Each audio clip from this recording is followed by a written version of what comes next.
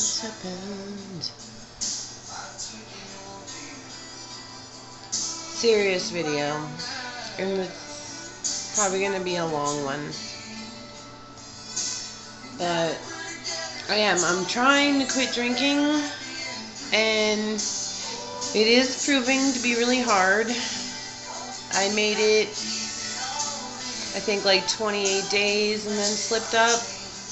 And I'm on like my new day 5, trying to start again, but I'm slipping up right now, and I'm actually giving myself permission to.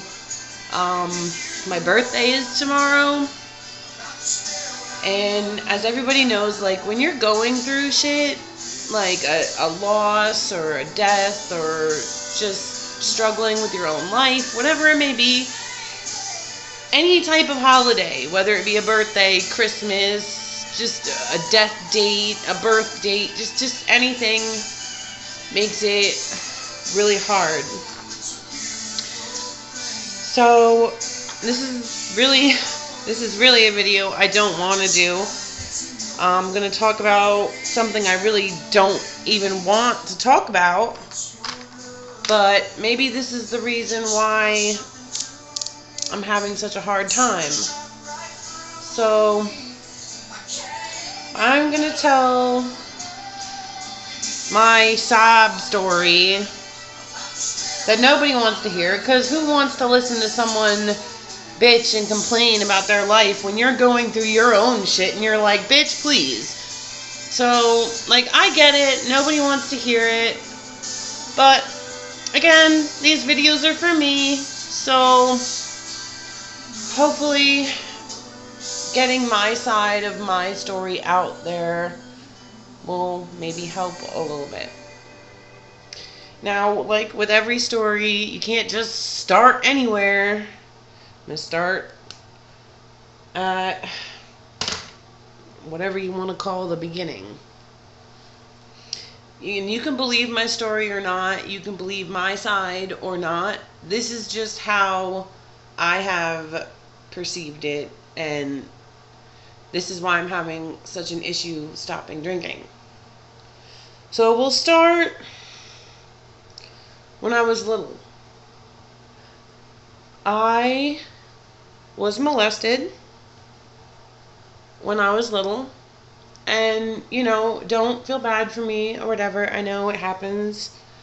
Like, there's a lot of people dealing with that out there, and I don't think there's an excuse for anything, and I'm not trying to make excuses.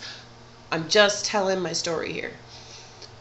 So I was molested, and at the age of, I was either 6 or 7, I had to go to court to testify, to try to bring justice to what had happened. And it wasn't just me that it happened to, and I'm not going to name names because I don't want to put anyone else out there that's not ready for the world to know about their past, so I'm not going to say anything. But so I went to court, got put on stand at the age of 6 or 7, because I can't quite remember, but I know it was 6 or 7. And this is when I believe, like, everything really started.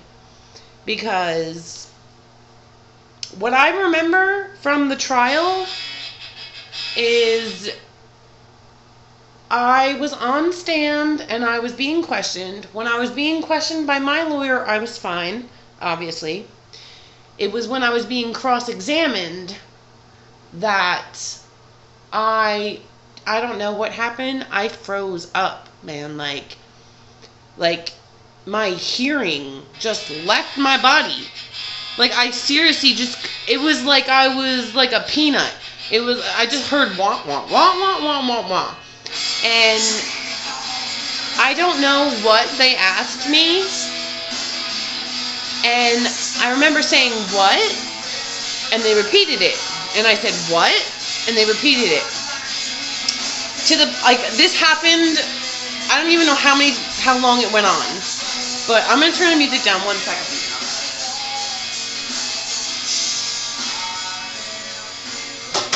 So this like went on for however long, to the point I had the whole jury looking at me. Mind you, I had the choice to have my parents in the courtroom or not. My family, not even just my parents, my family. And I chose to not have my family there. I don't, even at that age, I guess I just didn't want them to hear. I don't know what it was. I don't know if I was trying to protect them or what it was. Anyway, they weren't there. But it got to the point, the whole jury was looking at me. Even the judge was looking at me. Like, how are you not hearing what they're asking of you? So, I was 6 or 7. So what did I do? I did what a normal 6 or 7-year-old will do. I just said an answer.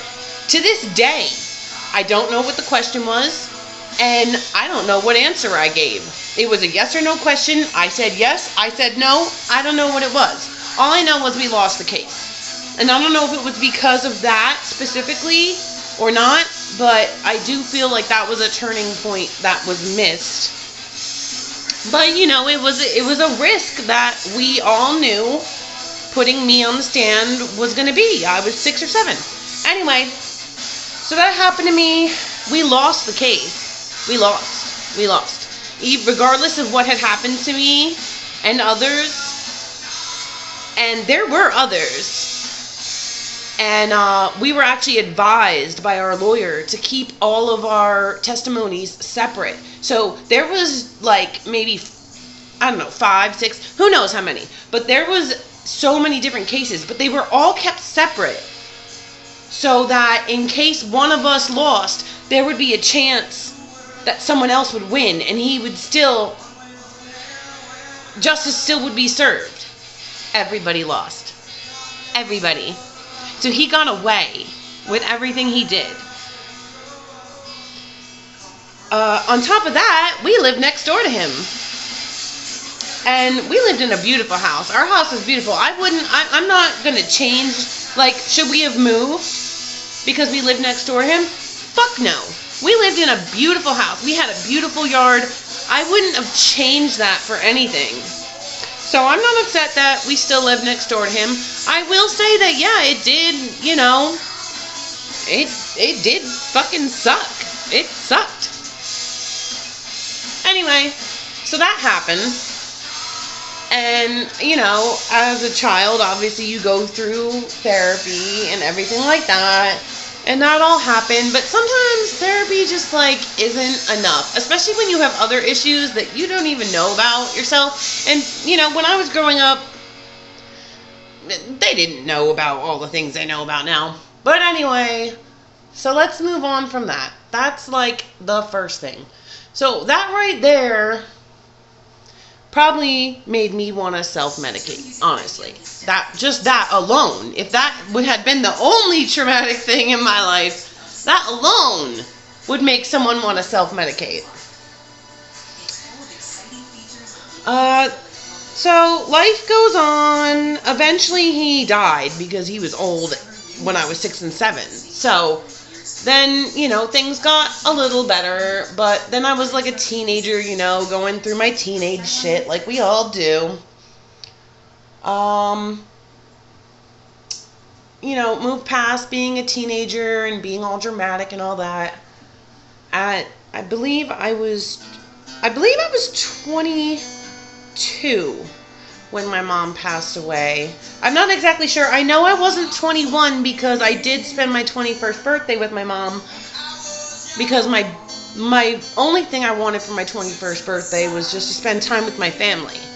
I know that sounds really freaking lame, but my thing was I wanted to go to Atlantic City. I'm 21. I can gamble now. I wanted us all to go to Atlantic City. My parents loved Atlantic City, and we did.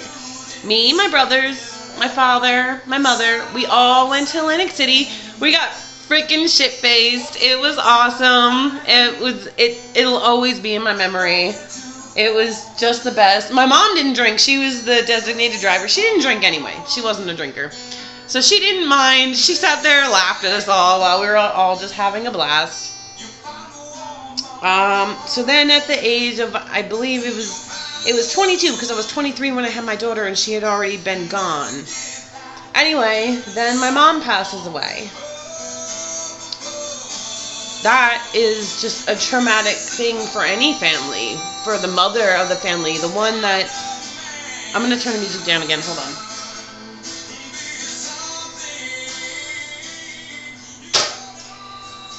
Just anyone that loses that glue, whether it be a mom, a grandmom, a mother figure, just whatever, like, it's rough, man, you know? And she was the glue. She was the main breadwinner, just everything. And at this time I was working as a court clerk, so I was making good money and everything. And she passed, and it was rough on all of us.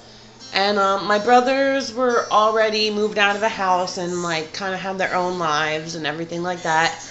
And it was almost like everybody looked at me like I was now supposed to take care of the household. I was supposed to be my mother in a sense. And me, I'm still going through her death as well. And everybody grieves differently and in a different period of time. You don't know how long it's going to take. You never know. So that was pretty stressful. I did end up losing my job because I just stopped going, and it sucked. And then everybody looked at me like I was a scumbag because I didn't take care of my father in the household, and then we lost the house, obviously, because we didn't make enough money to take care. You know, my father's grieving. That was the love of his life. They had been together since my mother was, well, I don't know how long they'd been together, but I believe they got married when my mother was 18 and my father was 19. And they were just them. There was other things that had happened in their life way before me, like way before me. My youngest brother is 10 years older than me. And I have an older brother than that, and he's like 5 or 6 years older than my youngest older brother. So they had already been through crazy life shit way before I came along. I was actually lucky because by the time I was born, they were all set up. Whatever. So I did end up, obviously getting another job. I don't remember what it was at that time, but, I've always worked and everything like that, and I just couldn't do the court clerk thing anymore, which was the best job I ever had. I wish I didn't lose that, but it is what it is. Then at the age of 23, I got pregnant with my daughter. She is awesome, and I love her. She saved my life at that point in time, because I don't know what would have happened if I didn't have her. I might not even be here today, honestly, if I had not gotten pregnant with her. I had a good pregnancy. I stopped smoking. I didn't drink, and it wasn't hard or anything like that at that point. Then, like all problems, they're still there. So, had my daughter, didn't, the father of my daughter, I mean, I did love him, I did, but pretty much after my mom died, I held on to the first thing that I came in contact with, which wasn't a great idea because he wasn't he just wasn't the best. I don't want to talk ill about him because I don't like talking ill about anybody, but just, it wasn't the perfect situation, it wasn't planned, and we didn't have the money, and all kinds of things like that. Anyway, 23, I have my daughter. She's loved my life. Things are going great for a while. But I was still, smoking pot and drinking, and at that time, that was still really frowned upon. You were considered a pothead. Oh my God. You smoke pot. Oh my. But really, it was the drinking. The drinking, I do admit, was bad, because drinking makes you do some really stupid shit. And, so things are great for a while, but DYFS was involved on and off. I did end up leaving her father. So that kind of played into the whole diapers thing. It was like a battle. It was like, oh, well, if you're not going to be with me, then you're going to have to deal with diapers all the time. I got through it all because I had no problem stopping doing what I was doing to appease them. Then, I ended up being a receptionist at a good company. So things started to go good again. I had my own place. And then Sandy hit. Hurricane Sandy. You guys remember Hurricane Sandy? Yeah, I do. I lost everything. I was living in Manasquan, like half a block away from the beach. I lost just everything. Just everything. I lost a stable home. I lost all my possessions, all her possessions. Still made it through Sandy. I mean, FEMA tried to help, but it was always touch and go. You know, they put us up in a hotel, and every week it was like, oh, well, we don't know. So every week it was like, you could be homeless. Surprise! Oh, wait, no, you're okay. The very next day. And so I did the right thing, and I got my own place again, and still working the whole time. I mean, there was days I had to miss, obviously, because everything going on, everything was chaos. It was all crazy.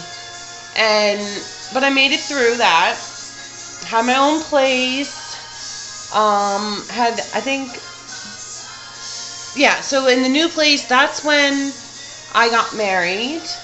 I did get married to a man who was, I mean, he couldn't hold a job, but he was always there for my daughter, and honestly, it was like, I love him, don't get me wrong.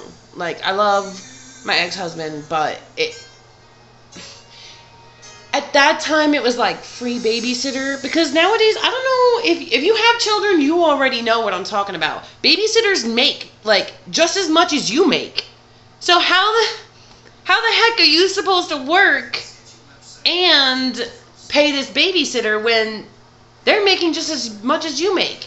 And they have to be there before you go to work and after you're already off. So technically they're almost making more. And you try to get assistance from the government, and I did, you know, I had food stamps, and they did pay for childcare for a little while, but they want you to get on your feet, and they just make it so hard. Once you get on assistance, you get, like, stuck on it. You really do get stuck on it. Then, just more shit happened, especially because of the drinking. And just me still dealing with things. I actually, you know, I was seeing a therapist and all that. They put me on all this crazy medication that just, it's obvious, honestly, looking back now, it made things worse. Because for my anxiety, they put me on Xanax, which I had never, like, used or abused or been on Xanax before. But it's almost like they thought everybody knew what it was. So it's not even like they warned me about it. Not once. And you're going to think I'm lying. Not once did a single doctor tell me, like, do not drink on Xanax. I was just supposed to know because of how abused it was out there that you're not supposed to drink on Xanax. Now, I know medications, they always say on the bottle, don't drink, but who listens to those, you know? Anyway, I got put in the psych ward because all the medication, I wasn't on just Xanax. I was on, like, mood stabilizers and antidepressants and stuff like that. And just mixing that with alcohol, it was just a bad mix. I ended up in the psych ward for 5 days. It was like a real eye-opener because those psych wards are fucking crazy. And I'm not kidding you. Like, the people in there, it's just like what I've been talking about in the past, where I've had therapists that hit on me and all shit like that. Same thing in the psych ward. There was male nurses, or whatever you want to call them, that monitor the psych ward, that would come around and check like to see if you were sleeping. They would give you sleep meds every night. I would not take them. I refused to take them, and I'm glad I did. Because these male nurses he would come into your room, and if you didn't wake up, God knows what he was doing.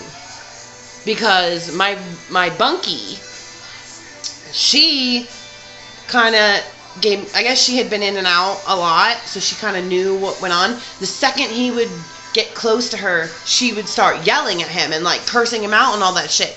And I was like, thank God I didn't take like those sleep meds, because God knows what this guy would do. And it wasn't all of them. It wasn't all of them.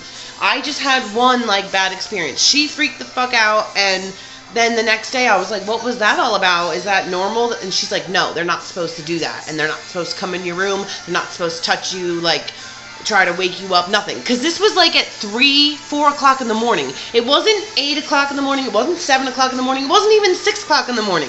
When he would do this, it was a weird time. Anyway, spent time in the psych ward, came out, things were good again for a little while. I don't really remember exactly what happened, but I ended up fucking up, I don't fuck up my job. I'm a good worker. All my bosses will tell you that. It's the not showing up shit that gets me. Because some days I wake up and I'm just like, nope, not doing it today. And it's not, like, I don't want to say this word normal, because there's no such thing as normal. But when you're bipolar and shit like that, there really are just days that you just can't. You really just can't. And if you try, you end up messing shit up worse than if you had just stayed home in bed. Anyway, lost that job. Well, quit that job, because I've never been fired. It's always been me that's left. I just get fed up, and I'm just like, fuck it. So, that happened. I moved around a lot. To Florida, back to Jersey, back to Florida, back to Jersey. And got back together with my husband, because I left him for like 3 years, and then ended up going back to him. Was back in Jersey, trying shit out again. And DYFS got involved again. I refused their first drug test, which was a bad idea, because then they took me to court.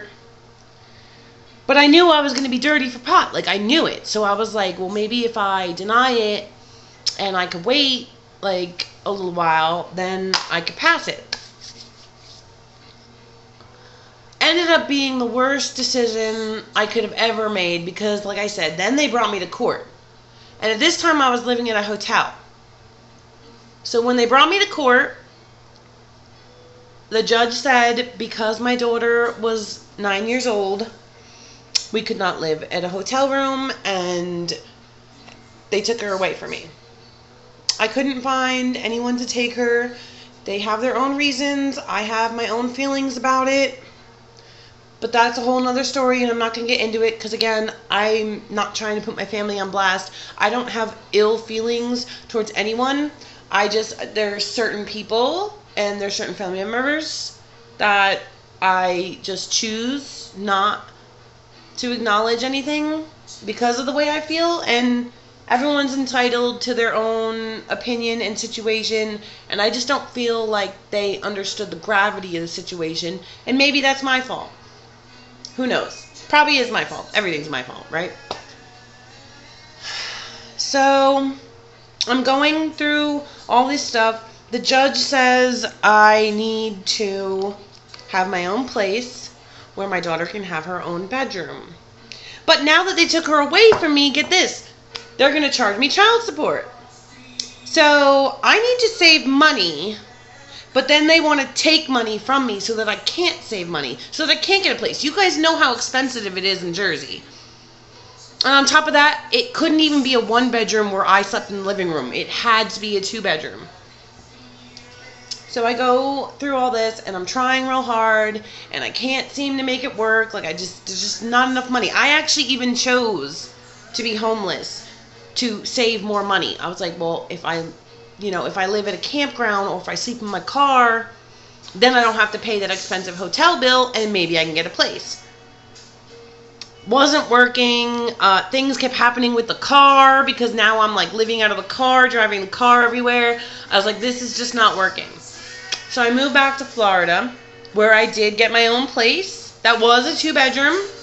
DYFS came, looked at it. They said everything looked good. Meanwhile, like, DYFS made me go through a lot of shit too. Like, I did quit drinking. I did quit smoking pot. And I gave them all clean drug tests and everything like that, thinking everything's going great. I'm like, and before I moved to Florida, I even like okayed it with the judge and everything. I said, listen, this is like the only thing I can think of to do that I am capable of. I moved to Florida, get a job, have my own place. DYFS comes, checks it out, says everything's fine. I go to court again. The judge is still like, no, we don't want her to be out of state. So now the problem is that I'm not in New Jersey. So they want to take child support from me, and so they're taking my money, and they want me to have a place. I have a place, but it's not in the right state. They want me to do everything alone in Jersey, and it was just like not happening for me. I couldn't make it work, and it sucks that I couldn't do that, and I feel so guilty that I couldn't make it work. But it's really freaking hard out there, people. This really sucks. I'm not even gonna lie to you. I'm drinking right now because this is rough, and I know nobody's probably even gonna watch this video. It's so fucking long.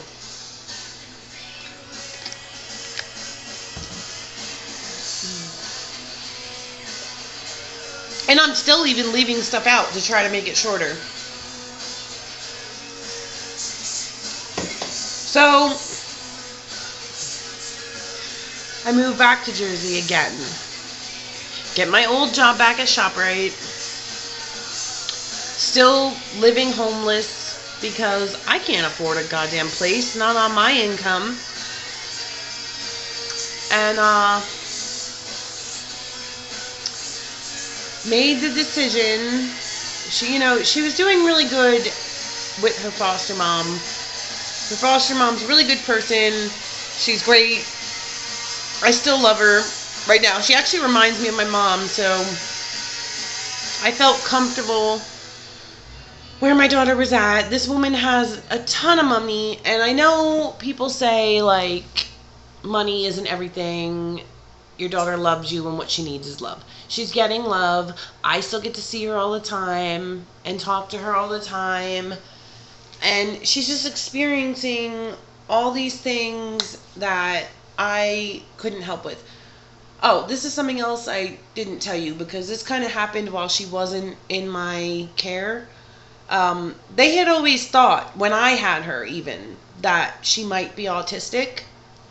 But she was like just right under the line to where they kept telling me, like, listen, we're not sure. We're going to have to keep testing her because she's right on that line, and maybe it could just be because of her age. Anyway, she gets into this other woman's care who has a lot of money and is able to get her testing from real doctors, not just the ones Medicare does. And then she was diagnosed autistic. So she is autistic. She's just like a normal kid. She's just like really super smart and like really emotional, but women are emotional. So whatever. I forgot where I was going with that. Oh yeah. So things are just getting rougher and rougher, and this child support and all these court dates. They make you go to court constantly, like 2 times a month sometimes, and then at least once every 3 months, and then that's a day you have to take off work. That's less money that you're making. That's less money that you're saving. Plus, then your boss is looking at you like, hey, you're taking all these days off, and, other things happen. You get sick. things happen. Life happens. Especially when you're living out of your car and you're living homelessly, it can get pretty hard to just do anything. Regardless, they still gave me good reviews, and they always told me, it's not the work you do. You do great work. It's not that, it's your attendance. So then I had to make an awful decision. And I don't know if it's because I'm bipolar and I just really couldn't take the stress of all of it, or what it was, but I did finally decide that I guess the best thing to do for her was to sign my rights over, because this lady wanted her. She's a great kid. She wanted to adopt her.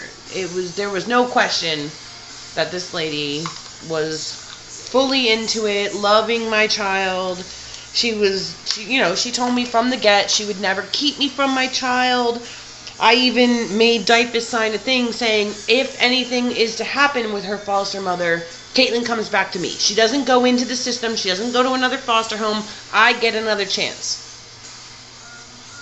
So I signed my rights over, and it was really hard.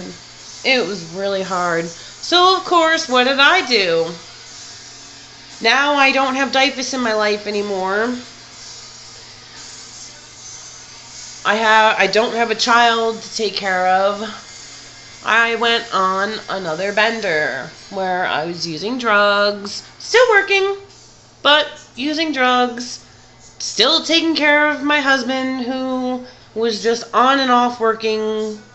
I've always steady been working, but he was on and off. So it was just really hard. And then this fucking corona shit happened. And it just got much harder. I was living in Asbury.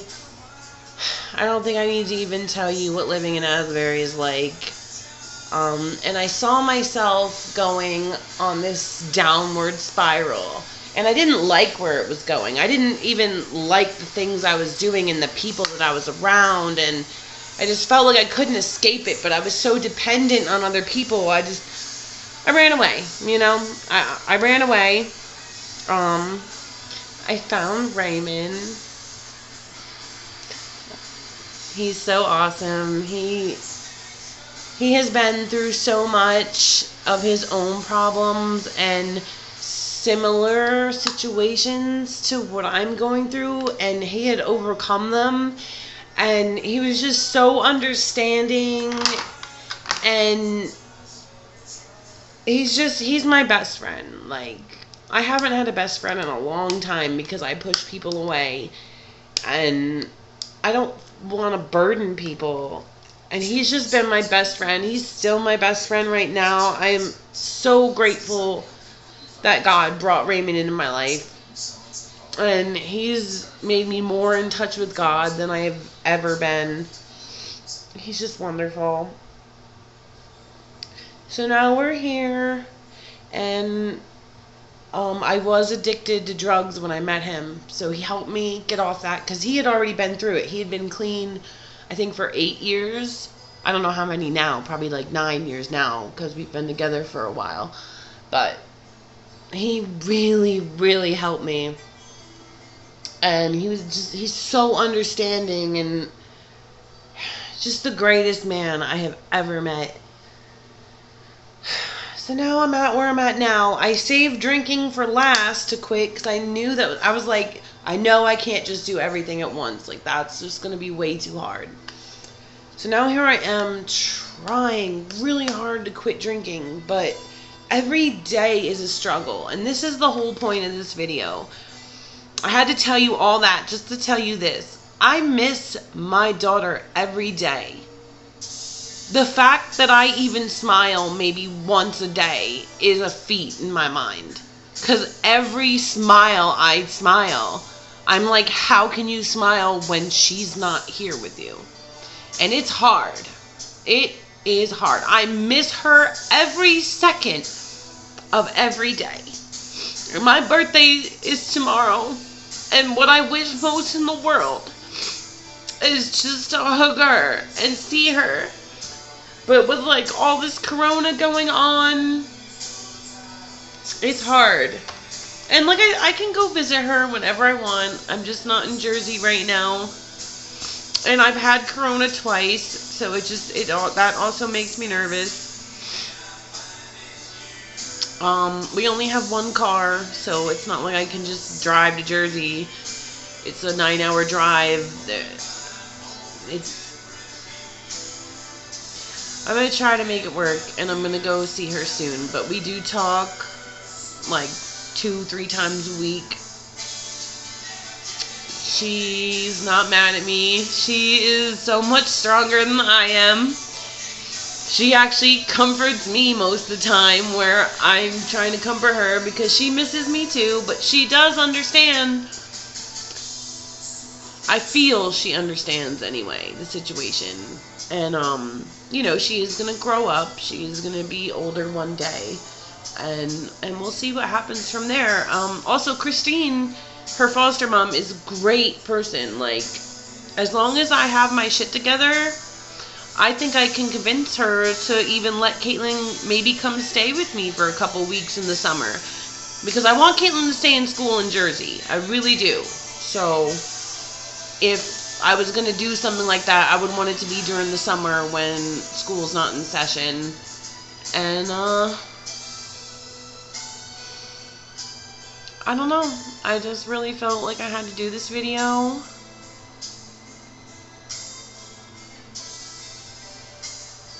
I'm just like, maybe this will help me stop drinking. Just stop. It is what it is, and stop being upset, Alright, I'm gonna finish doing my makeup. Thank you again for listening. I doubt any of you watched the whole 38 minutes of this video, but I had to get it out there. My little story. And you can believe it happened the way I said it or not. I really don't care. I know my truth, and that's how I see it. And it just like really sucks, because also this Caitlin thing put another wedge between me and my family, because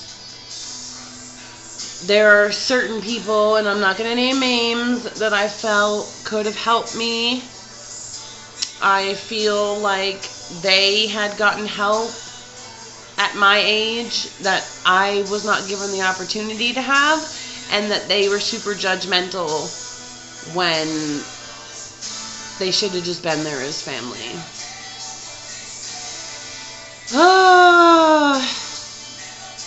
Okay, hopefully this helps, and hopefully tomorrow I could start over yet again, day 1. Alright, love you guys. Thank you. Bye.